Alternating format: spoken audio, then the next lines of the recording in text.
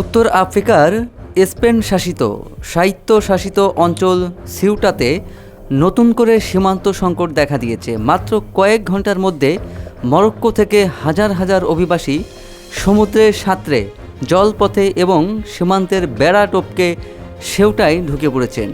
পরিস্থিতি নিয়ন্ত্রণে স্পেন সরকার অতিরিক্ত সেনা ও পুলিশ মোতায়েন করেছে। এই গণ অনুপ্রবেশের ঘটনায় অন্তত 18 জনের মৃত্যু হয়েছে বলে জানা গিয়েছে। স্থানীয় সূত্রে খবর, সীমান্ত পেরিয়ে দেশে ঢুকে পড়েছেন প্রায় 49,000 মানুষ। বৃহস্পতিবার বিপুল সংখ্যক মানুষ সীমান্ত বেড়া ভেঙে ফেলায় সীমান্ত সংকট চরমে ওঠে। তা সামাল দিতে সিউটার স্থানীয় কর্তৃপক্ষ মাদ্রিদের কেন্দ্রীয় সরকারের কাছে অতিরিক্ত সেনা চেয়ে আবেদন করে।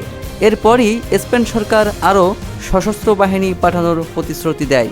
সিউটাতে সীমান্তে দায়িত্ব পালনকারী স্পেনের সিভিল গার্ড সমিতির প্রধান রশিদ শবিহি সংবাদ মাধ্যমকে বলেন, চরম বিশৃঙ্খলা পরিস্থিতির সৃষ্টি হয়েছে। তিনি বলেন, কত শরণার্থী এর মধ্যে এসেছেন তার সঠিক সংখ্যা দেওয়া সম্ভব নয়, তবে হাজার হাজার শরণার্থী সীমান্ত পার হচ্ছে। নিরাপত্তা নিয়ে উদ্বেগ প্রকাশ করেছেন তিনি।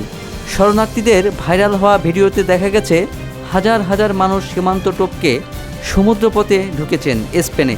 সমুদ্র সৈকত ও তার আশেপাশের রাস্তায় হেঁটে বেড়াচ্ছেন বহু শরণার্থী। বহু মহিলা, শিশুও রয়েছে তাদের মধ্যে। স্পেনের স্বরাষ্ট্র মন্ত্রণালয় জানিয়েছে, গত কয়েক বছরের মধ্যে এটি সিউটায় সবচেয়ে বড় অভিবাসী অনুপ্রবেশের ঘটনা। হাজার হাজার মানুষ একসঙ্গে সীমান্তে পৌঁছে যাওয়ায় সীমান্তরক্ষী বাহিনী কার্যত চাপে পড়ে যায়।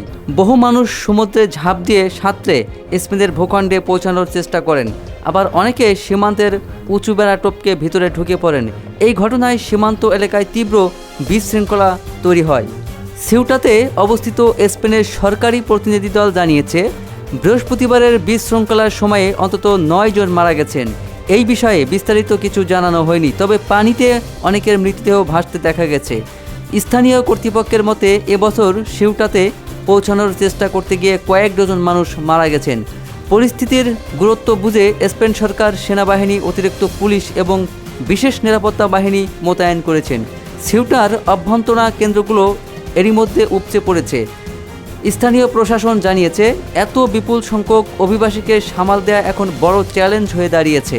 এদিকে স্পেন ও মরক্কো দ্রুত বৈঠকে বসে অবৈধভাবে প্রবেশকারীদের ফিরিয়ে দেওয়ার বিষয়ে নীতিগত ঐক্যমতে পৌঁছেছে।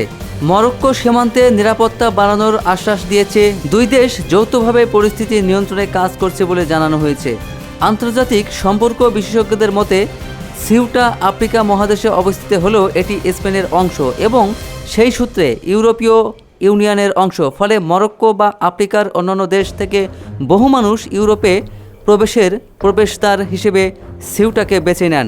সাম্প্রতিক অর্থনৈতিক সংকট, বেকারত্ব, সামাজিক অস্থিরতা এবং সীমান্ত নীতিতে পরিবর্তনের গুজব এই অভিবাসী ঢলের অন্যতম কারণ বলে মনে করা হচ্ছে। উল্লেখ্য, শরণার্থী সংকট গোটা বিশ্বের জন্য মাথা ব্যথার কারণ।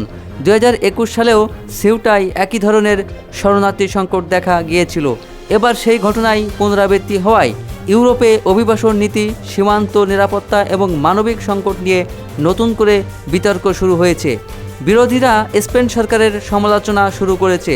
অন্যদিকে মানবাধিকার সংগঠনগুলি শরণার্থীদের নিরাপত্তা নিশ্চিত করার দাবি তুলেছে।